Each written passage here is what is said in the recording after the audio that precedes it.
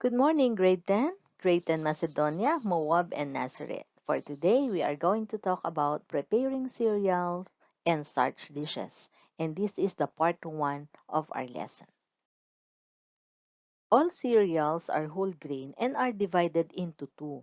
Large seed cereals grown in the fields or water paddies, and we also have small grain millets. So whole grains include mais, corn, wheat, barley, and oats. So kung kayo ay kumakain ng bread, ng cake, ng pasta, desserts, root crops, and other meals, therefore, kumakain kayo ng cereals. At the end of this lesson, you are expected to have gained the following competencies. 1. Identify the types of grains, whole grains, and cereals. 2. Discuss the nutritional content of whole grain cereals. And 3. Discuss the nutritional value and components of starch. Cereal is a kind of grain used to make human and animal food. These grains are processed into a wide variety of products including breads, cakes, desserts, and other meals. Grain foods are mostly made from wheat, oats, rye, rice, barley, millet, quinoa, and corn. They are cooked and eaten whole, ground into flour to make a variety of cereal foods like bread, pasta, noodles, or made into a ready-to-eat breakfast cereals. So mula sa mga grains na ito, nagmumula ang mga kinakain natin katulad ng tinapay, ng pasta, yung noodles, at saka yung tinatawag nating breakfast cereals. So tayo mga Filipino, ang staple food natin ay rice. So therefore, kumakain tayo ng cereals tuwing breakfast, lunch, and dinner. And sometimes may midnight snacks pa or tinatawag nating in-between meals ang minimeryenda ng iba sa atin ay kanin din. Grain foods can be divided into four main groups. We have breads, breakfast cereals, grains, and other products. For breads, we have wholemeal, whole grain, white bread, rye, pita, lavash, focaccia, crisp bread. For breakfast cereals, we have ready-to-eat cereals. We also have high-fiber oats and whole wheat biscuits. For grains, we are consuming rice, barley, corn, millet, sorghum, rye. For other products, it includes pasta, noodles, and English muffins. Popcorn can also be included under other products.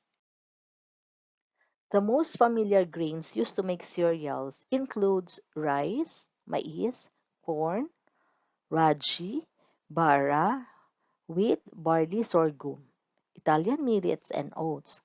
But the most widely used cereals varieties are the following. We have rice, brown rice, red rice, maize, wheat, barley, sorghum, millet, oats, and rye. Cereals belong to the complex carbohydrates food group and are rich sources of vitamins, minerals, carbohydrates, oils, proteins, and fats. Whole cereal grains have an outer brown coat, a starchy endosperm, and a germ. Now, let's move on to the health benefits of cereals and starch dishes. One, it is a source of energy. It helps attain a good amount of energy through minimal expenditure. 2. High mineral content. Around 95% of minerals in cereals are sulfates and phosphates of magnesium, potassium, and calcium. 3. It prevents cancer. Whole wheat products reduce the chances of breast cancer. 3. It prevents constipation and colon disorders. Cereals have both insoluble and soluble fibers like cellulose, pectin, and hemicellulose present in the bran and pericarp and gets demolished while processing using extreme constipation troubles. Cereals effectively improve peristalsis in the intestines and keeps the internal system clean. 5. It maintains blood sugar level. The fiber content in cereals decrease the speed of glucose secretion from food, thereby maintaining sugar levels in the blood. Number 6, it provides protein. The concentrated protein-rich areas of the cereals again are scutellum, embryo, and aleurone layers. Number 7, it is a source of vitamins. Most vitamins of cereals are present in the outer bran, but the refining process reduces its vitamin B content. It is advisable to consume whole grain cereals. Cereals are usually devoid of either vitamin A or vitamin C, with maize having small amounts of carotene. So if you are suffering from vitamin B deficiency, you need to add whole grain cereals in your diet because cereal grains are rich in enzymes, particularly protease, amylase, lipase, and oxidoreductases. Cereals consist of about three-fourths starch in milk. Milk increases both the amount of fat and protein. Fruits served with cereals supply organic acids which cereals are deficient of, as well as mineral matter and sugar. So there are at least 6 suggestions. There are fruits to serve with cereals. We have baked apples, stewed prunes, berries, sliced bananas, peaches, figs or dates. Cut in pieces may be stirred into the cereal before taken from the fire. Cereals and flour may be kept for several months but unless there is a cool, dry place for storing them, they should be purchased only in amounts that can be used in few days. So wag tayong bibili ng madami kung hindi naman natin magagamit agad kasi ito ay naluluma.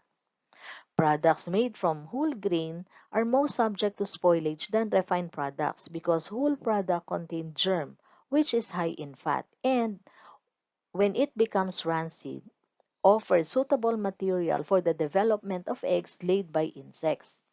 Cereal products are liable to spoilage by becoming wormy or rancid. Rancid is maanta. They should be purchased from stores with strict sanitary standards and stored in closed jars and kept from infestations by insects. Starch is a carbohydrate extracted from agricultural raw materials which is present in everyday food and non-food applications. It is important in the human diet. Starchy foods are a good source of energy and the main source of a range of nutrients in our diet. As well as starch, they contain fiber, calcium, iron, and B vitamins. Meron tayong paniniwala na ang starchy foods daw ay nakakataba. Contrary to what people think, starchy foods are not fattening. You just need to watch out for the added fats used when you cook and serve them, as this is what increases the calorie content. So pag starchy, hindi naman nakakataba. Ang babantayan ninyo yung dami ng fats, ng oil, ng butter na nilalagay dyan. Yun yung nagpapasarap, yun din ang nagpapataas ng calorie content. Moving on to the different types of starchy foods, we have 4. Rice and grains. They are excellent choices of starchy foods that gives us energy, give good value for money, and low in fat. For bread, we have whole grain, wholemeal, and brown breads gives energy and contain B vitamins, vitamin E, fiber, and a wide range of minerals, while white bread has less fiber than whole grain, wholemeal, or brown breads. Potatoes are good sources of energy, fiber, vitamins, and potassium, whether boiled, baked, mashed, or roasted with only a small amount of fat. Pasta consists of dough made from durum wheat and water, and it contains iron and B vitamins as well as a small amount of sodium. Whole wheat or whole grain are healthier alternatives to ordinary pasta as they contain more fibers. So again, there are four types of starchy foods. We have rice and grains, breads, potatoes, and pasta. Are you learning, guys? Well, I hope you are. So before I end, allow me to read a verse from the book of John, chapter 4, verse 35. And it says, "Open your eyes and look at the fields, they are ripe for harvest." For our written works and performance tasks, I'll see you later inside our Google Classroom. So again, this is your teacher, Malou Obispo, saying thank you for listening and may God bless us all. Stay safe. Bye.